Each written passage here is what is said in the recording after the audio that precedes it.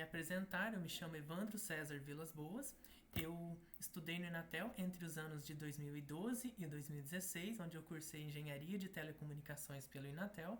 Após ter me formado, eu trabalhei durante 3 anos em projetos de pesquisa e desenvolvimento na área de telecomunicações, aqui mesmo no Inatel Competence Center.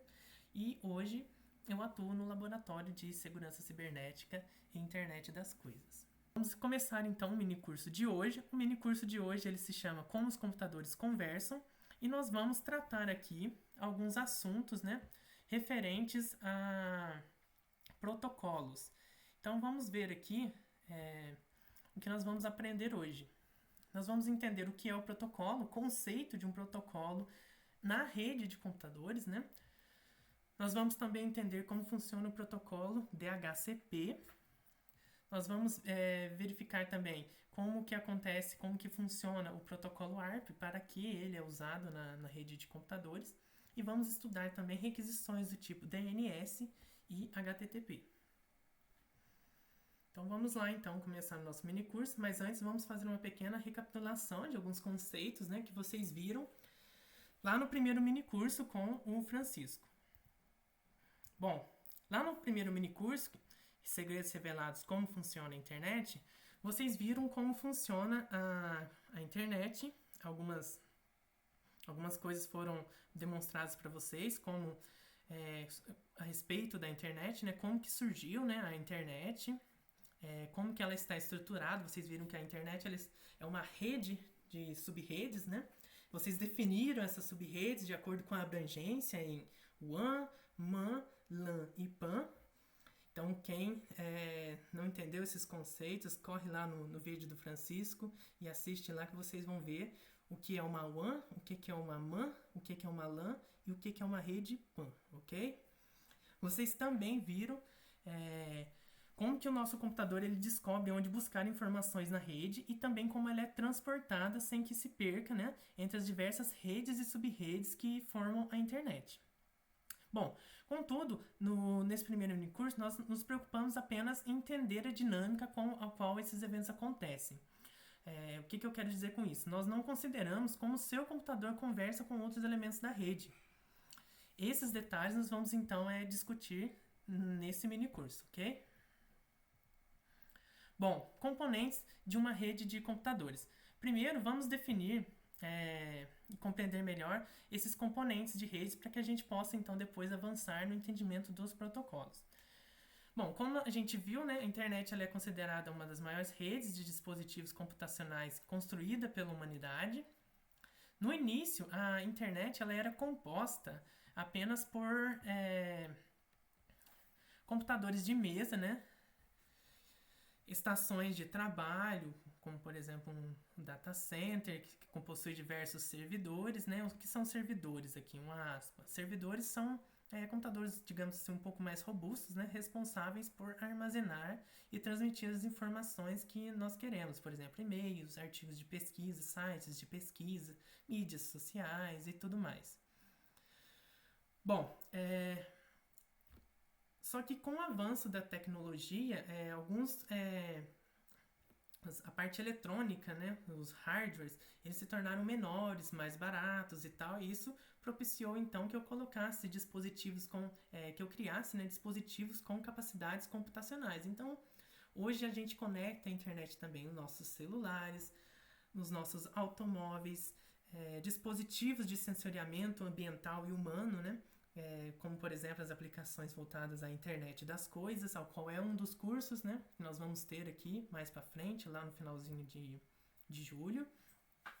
A gente pode também conectar nossos consoles de jogos, então quem joga videogame aí hoje pode ter essa funcionalidade.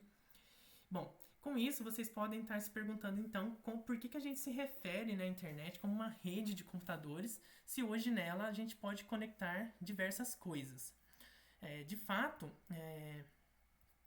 o termo rede de computadores ele tem se tornado um pouco obsoleto, dado essa evolução tecnológica, diversas coisas que a gente pode hoje conectar à internet. Porém, ele é um termo que já vem sendo um pouco consagrado aí no meio de redes, então ele é utilizado, mas sempre que eu me referir aqui a redes de computadores, entendam que os exemplos que eu vou dar vão relacionar computadores e servidores, mas entendam que quando eu me referir a rede de computadores, pode ser até o seu celular conectando-se a um servidor e obtendo as informações. Então, que fique bem claro essa parte, que quando eu me referir à rede de computadores, eu estou me referindo às diversas coisas que nós podemos conectar a essas redes, ok? Então, vamos compreender agora um pouquinho mais como que está organizada, então, a rede de computadores. Bom, primeiro nós temos o que nós denominamos de sistemas finais, que são os nossos laptops, computadores, celulares, notebooks. Eles estão mais perto dos usuários, são os sistemas finais, eles são denominados sistemas finais. Depois nós temos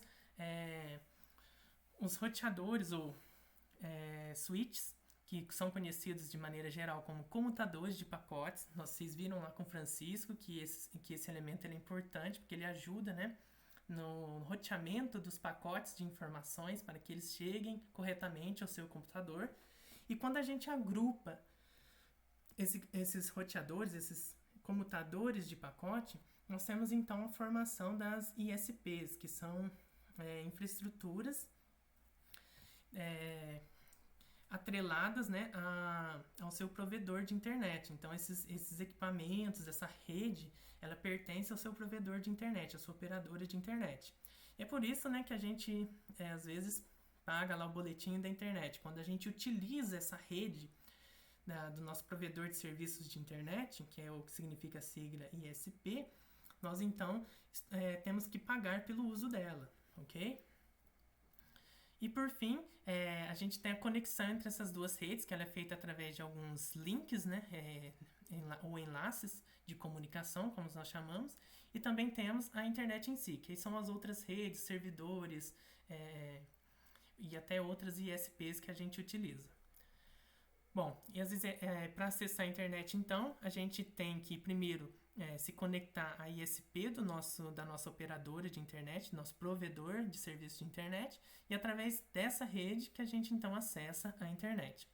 Os enlaces de comunicação, eles são cabeados, eles podem, a gente pode ter até 3 tipos aqui, que são os cabos coaxiais, os cabos de pares de fio de cobre trançado e as fibras ópticas. Então, hoje alguns de vocês, por exemplo, devem ter aí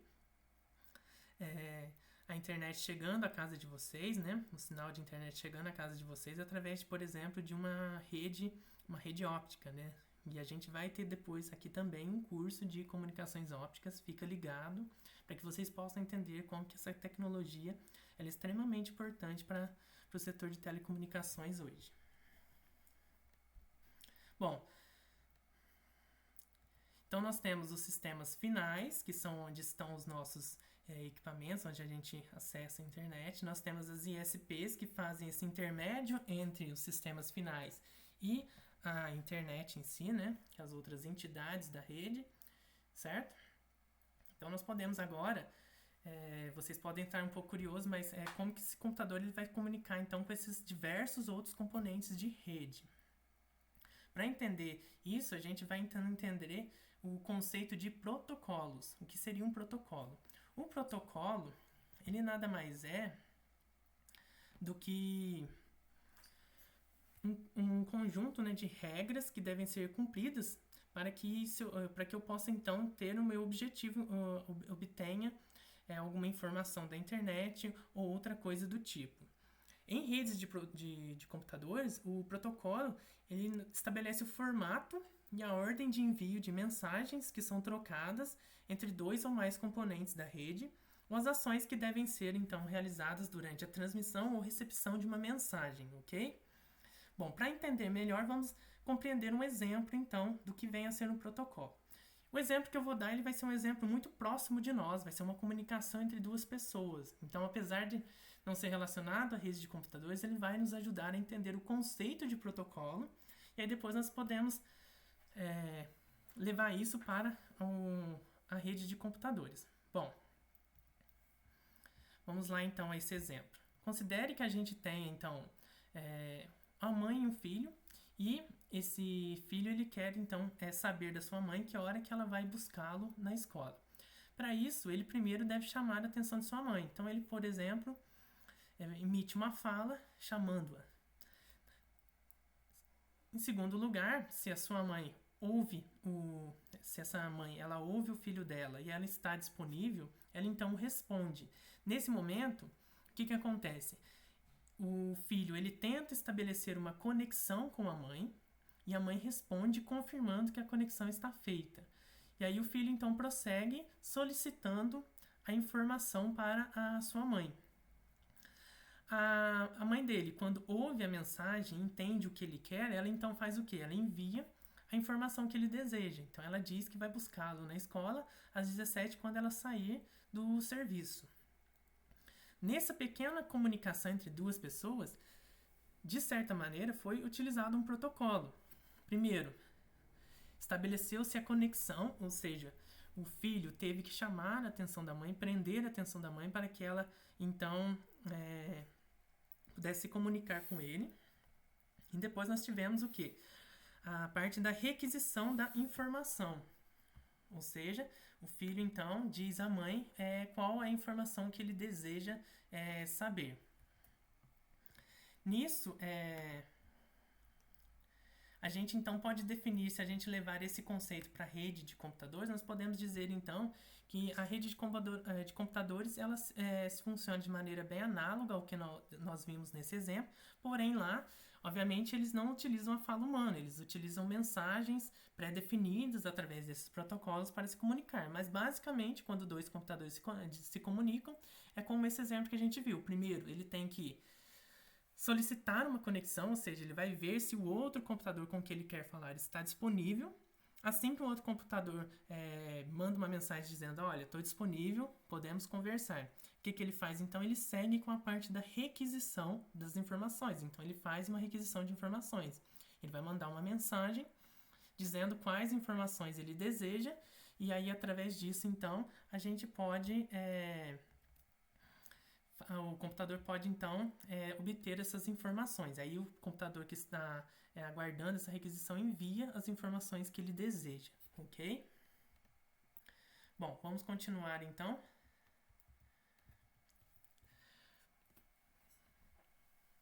Aí vocês podem estar se perguntando, então, quais são os protocolos, né, que os nossos computadores utilizam. Bom, praticamente qualquer comunicação com o seu computador queira estabelecer com a rede de computadores envolve o uso de um protocolo. Assim, existem diversos protocolos. E nesse curso nós vamos abordar apenas alguns deles, certo? Os que a gente considera aqui importantes que vocês entendam eles. Bom, inicialmente nós vamos ver como seu computador adquire, né, um endereço IP, aquele endereço que identifica o seu computador na rede.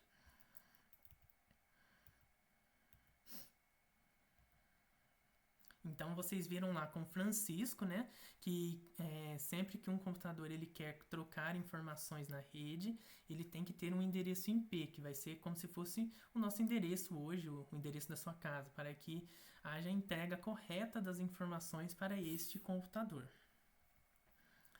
Bom, vamos primeiro a alguns conceitos para a gente poder, então, partir para entender como que o computador ele pode obter um endereço IP. Existem dois tipos de IPs, né? A gente pode classificar eles como IP estático e o IP dinâmico.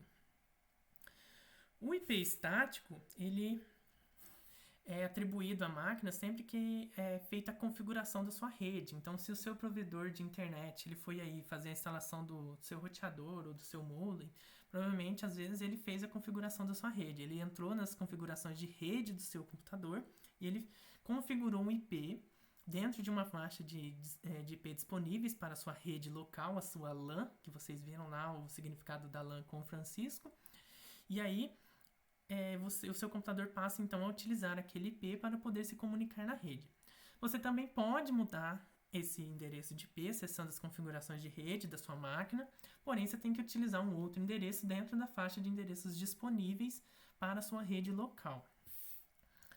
Nós também temos os que nós chamamos de IP dinâmico, e ele é atribuído à máquina sempre que ela se conecta à internet. Então, quando você liga lá seu PC e ele se conecta ao seu roteador ou ao seu modem, né, conecta à sua internet, ele vai então fazer uma requisição de um endereço IP e ele vai passar a utilizar esse endereço IP para poder se relacionar com outras entidades da rede de computadores.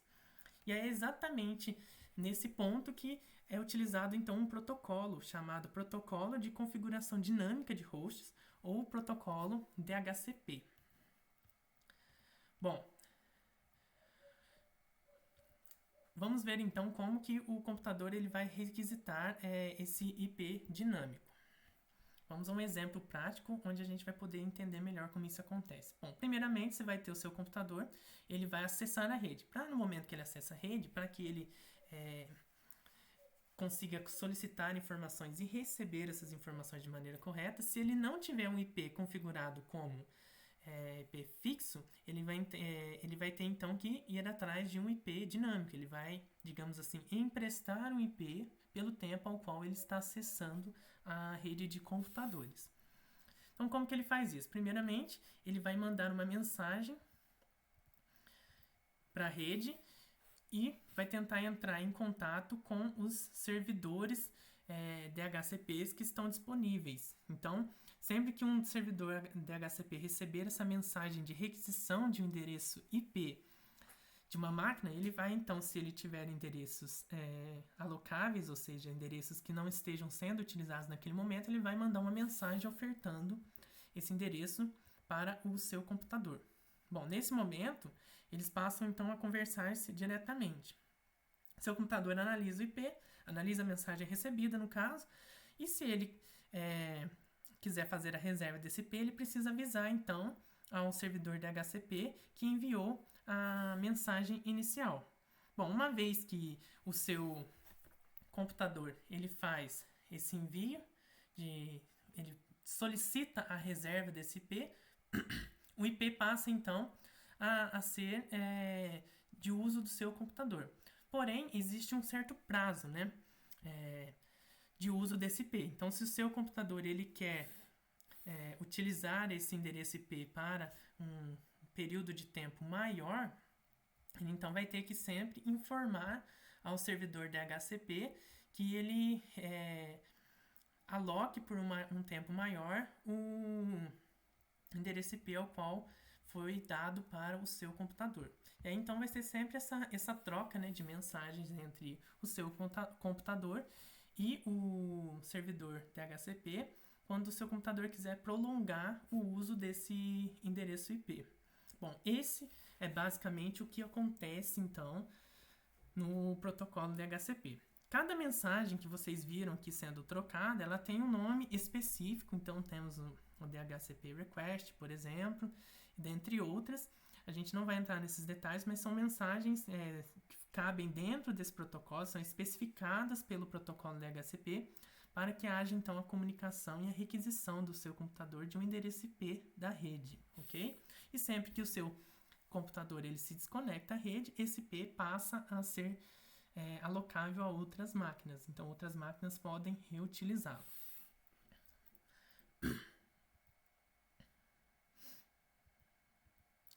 Bom, agora vamos ver aqui como o seu computador ele descobre então outros computadores que estão conectados à mesma rede local que ele, ou seja, a rede LAN que vocês estudaram lá no primeiro curso. Nós temos a rede PAN, que é uma rede mais pessoal, né? Nós temos a rede LAN, que já tem uma abrangência ali de diversas máquinas conectadas dentro de um ambiente residencial ou um escritório.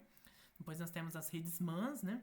Que cobrem regiões metropolitanas, e as redes WANs, que têm uma abrangência geográfica maior, por exemplo, um continente ou até mesmo um país.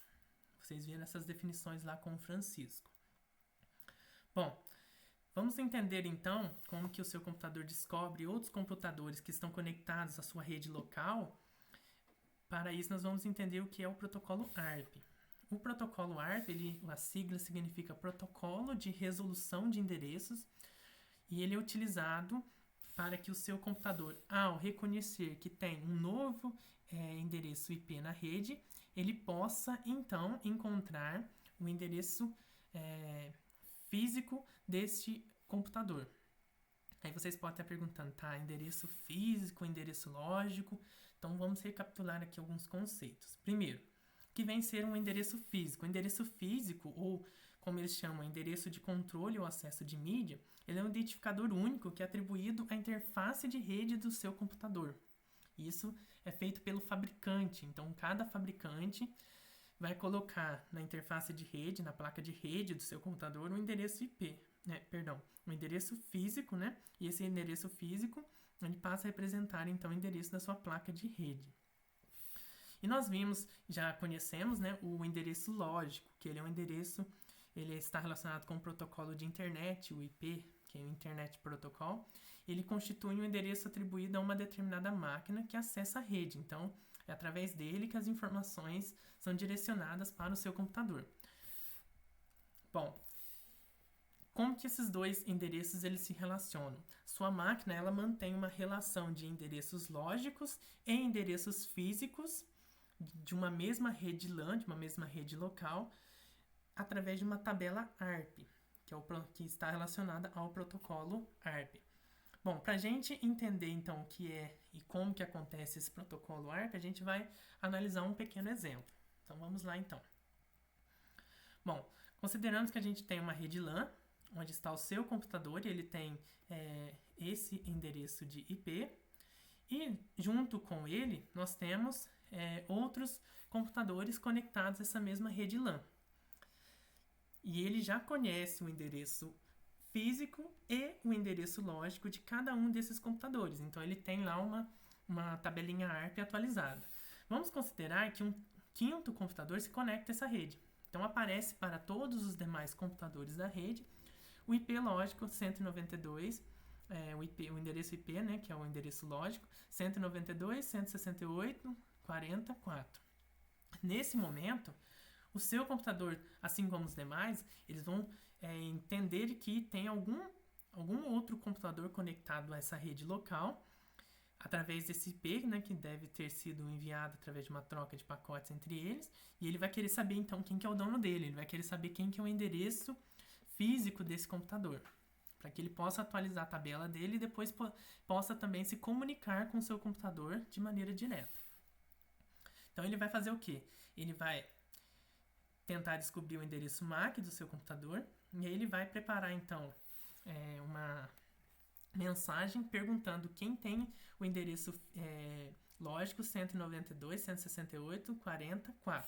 E ele manda isso em broadcast, ou seja, ele manda para todos os computadores da rede. O computador que receber essa informação, ele vai analisar essa requisição, que é o chamado ARP request, e aí ele vai entender aquele computador que tenha o IP que está nessa mensagem, o ARP request, ele vai então retornar o endereço MAC para o computador que fez essa requisição. E aí, nesse momento, o seu computador ele já tem agora o novo endereço IP que aparece na rede e o endereço MAC atrelado a esse endereço IP. E aí ele faz o quê? Ele vai lá, então, na tabelinha ARP dele e ele atualiza a coluna IP e a coluna endereço MAC com os endereços que ele acabou de descobrir. Bom, com isso, então, nós temos o quê? Nós temos o que acontece de maneira geral no protocolo no protocolo ARP. Então, recapitulando, né, o protocolo ARP ele permite que os dispositivos da rede mapeiem os endereços físicos e lógicos, né, e realize associação desses dois tipos de endereço por meio de uma tabela ARP, né, cuja a atualização ela é constante. Então, eles estão sempre trocando mensagens para verificar se existe algum IP novo na rede, ou seja, se existe alguma máquina nova na rede que se conectou, para que eles sempre mantenham essa tabela ARP atualizada.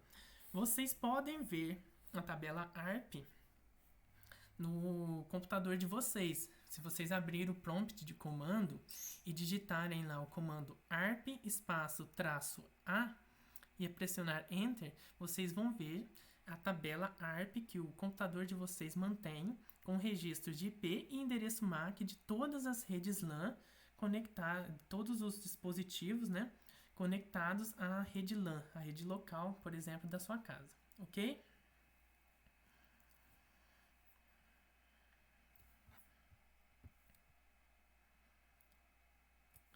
Bom, seguindo aqui, nós vamos então agora entender mais um pouco como seu computador descobre o endereço lógico ou endereço IP, né, do servidor que armazena as informações daquele site de pesquisa que você quer acessar, ou, por exemplo, a sua rede social e tudo mais. Então, nós vamos entender como ele faz essa requisição, né, de informações na rede. Para isso, nós vamos estudar, então, como o seu computador realiza uma requisição DNS e depois também uma requisição HTTP. Geralmente, essas duas requisições, né, elas ocorrem em conjunto sempre que você queira acessar um site.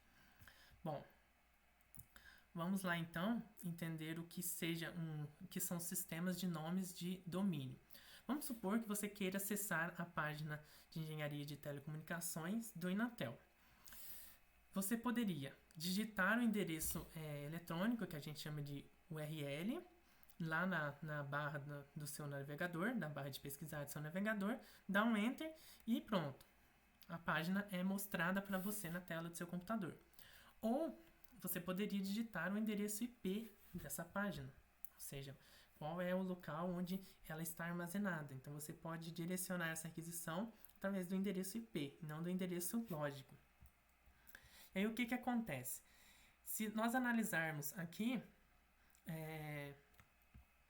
utilizar o endereço lógico não é algo usual, porque eu tenho uma sequência de números e cada site vai ter o seu endereço IP, né, o seu endereço lógico atrelado a ele, e eu decorar esses endereços lógicos não é algo plausível. Então, o que a gente faz? A gente usa, então, nomes, né? A gente atribui nomes a esses endereços IPs, a gente faz essa associação, que são as URLs, e elas facilitam, então, que a gente acesse os sites de maneira mais fácil. A gente cria, então, um sistema ali que, para nós, seres humanos, ele é mais fácil de ser memorizado. Já para as máquinas, elas vão continuar utilizando os endereços IPs. Mas aí isso vai ser possível, então, através dos sistemas de nomes de domínio. Certo? Eles constituem uma parte central da internet e esses sistemas, eles permitem atribuir nomes, no caso, por exemplo, um site que você está procurando, com números, que é o endereço IP desse site. E assim, cada página web, né, então vai ter o seu endereço IP associado e nós vamos passar a utilizar, então, esses nomes para acessar as páginas. Então, a gente pode dizer que o trabalho dos sistemas de nome de domínio é facilitar a nossa vida, ou seja, é fazer com que nós possamos utilizar nomes que são mais fáceis de memorizar para acessar a rede de maneira páginas da internet, né, e seja lá quais páginas você queira acessar de maneira mais fácil. Bom, o DNS ele vai fazer então a sincronia, né, do nome de domínio com os endereços IPs. Então, essa URL seria o nome de domínio do site. E isso permite que a gente possa, então, utilizar esse nome de domínio, que são mais marcantes, né? Enquanto os nossos computadores vão continuar utilizando os endereços IPs. Bom, vamos entender, então, como que funciona essa requisição DNS, certo? Então, vamos considerar que o seu computador, por exemplo, ele queira acessar o site do Inatel, www.inatel.br. Nesse momento, ele faz o quê? Ele vai enviar uma mensagem para um servidor que está lá, que é um dos primeiros servidores que a sua ISP, que é aquela rede de roteadores e switches, né, dos computadores de pacotes da sua provedor de internet acessa. É o que a gente chama de servidor recursivo. Esse servidor recursivo, ele então vai receber essa mensagem de requisição de que seu computador ele quer saber qual que é o endereço IP do site do Inatel para que ele possa então ir lá no servidor requisitar essas informações. Então esse servidor recursivo ele vai entender que algum cliente daquela ISP, que no caso é você, o seu computador, quer acessar o site www.inatel.br. Bom, o que o seu servidor recursivo vai fazer? Ele vai procurar informações de onde encontrar esse endereço IP. E aí a primeira coisa que ele faz, ele vai perguntar a um servidor raiz, que é um segundo tipo de servidor, como que ele pode encontrar informações sobre o domínio do site que você quer encontrar. Aí o servidor raiz ele vai então mandar informações sobre o domínio, por exemplo, .br e direto para o seu servidor recursivo. Com isso, o seu servidor recursivo ele vai saber onde buscar o endereço IP referente ao site do Inatel, para depois passar para você e você poder acessar o site. E aí ele vai então acessar um segundo servidor, que é o que a gente chama de servidor TLD. O servidor TLD, geralmente são referidos como servidores de domínio de primeiro nível, né? Cuja sigla é TLD, e ele é responsável por agrupar, né, os domínios de acordo com um termo específico que padroniza os sites. Ele às vezes é um sufixo, como o .com, o .org, o .br, por exemplo. E o servidor TLD, ao receber a requisição no servidor recursivo, ele vai então ser capaz de mandar para ele qual é o endereço IP que está, o endereço lógico, né, que está atrelado ao URL, ou seja, ao nome de domínio do site do Inatel.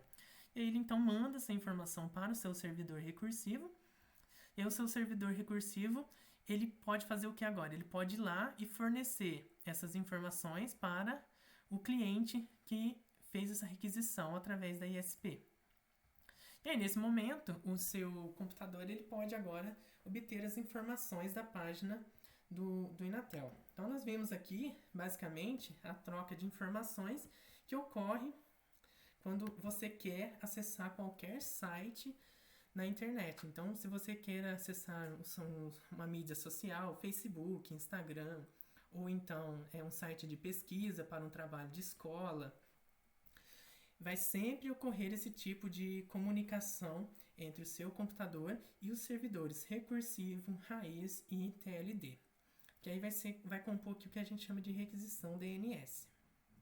Bom, é muita comunicação, né? Foram várias comunicações, mas aí você pode estar perguntando, nossa, mas demora demais? Se vocês verem, praticamente não. Ela demora poucos segundos, né? E é muito rápido.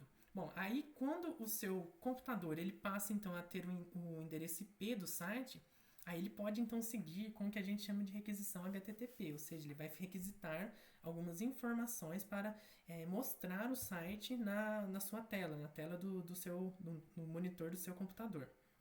Bom, para isso vamos então entender como que ocorre essa requisição HTTP. Então agora ele já sabe onde procurar as informações, que é o servidor que vai conter as informações do site do Inatel, e ele vai então começar a fazer essa requisição HTTP. Inicialmente ele vai mandar então uma mensagem solicitando informações dessa página. Bom, quando isso chega lá no seu servidor, o que acontece? Esse servidor ele vai enviar essas informações para o seu computador.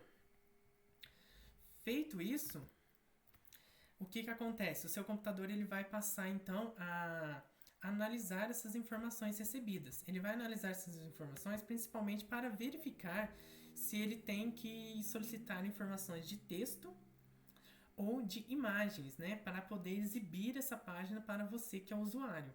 Então, nesse caso, vamos supor que ele tenha que requisitar informações de texto e imagens, então ele faz essas requisições. Aqui eu estou representando de maneira geral, mas essas requisições são feitas para texto, para cada elemento, né, da página, textos, imagens e outros tipos de elementos. E o servidor, então, ele vai enviando essas informações para o seu computador. E à medida que ele vai enviando essas informações, o seu computador, então, obtém todas essas informações de maneira que ele possa, então, exibir a página, por exemplo, do Inatel, ao qual você queria acessar lá no início do nosso exemplo, na tela do seu computador. Bom, com isso a gente tem agora uma requisição, entende o que significaria uma requisição HTTP. E aí, toda vez que você queira acessar a web, né, você queira acessar um site da web, vão ocorrer esses tipos de requisições. Você vai primeiro fazer uma requisição DNS para descobrir onde buscar essa informação, em qual servidor buscar essa informação. E depois você vai fazendo as requisições HTTP e outros tipos de requisições ao qual esse curso não abrange.